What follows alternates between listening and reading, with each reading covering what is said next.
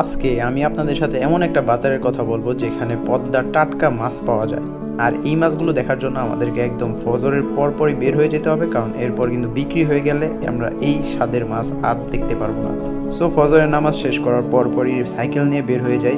ভালোই লাগতেছিল এবং চারপাশ একদম শান্তশিষ্ট এবং সকালে ঠান্ডা বাতাস বইতেছিল, এমনিও বৃষ্টির দিন ভালোই ঠান্ডা লাগতেছিল। তো চলে আসি একদম পদ্মার পাড়ে।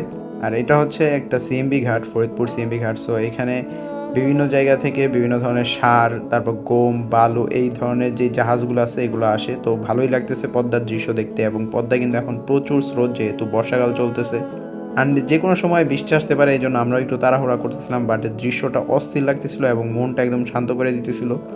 তো এরপর চলে আসি বাজারে, এবং এখানে কিন্তু বিভিন্ন ধরনের মাছ দেখা যাইতেছে। আমি অনেক মাছের নামও জানি না, এবং এখানে পাইকারি দরে মাছগুলো বিক্রি করা হইতেছে খুচরা ব্যবসায়ীদের কাছে।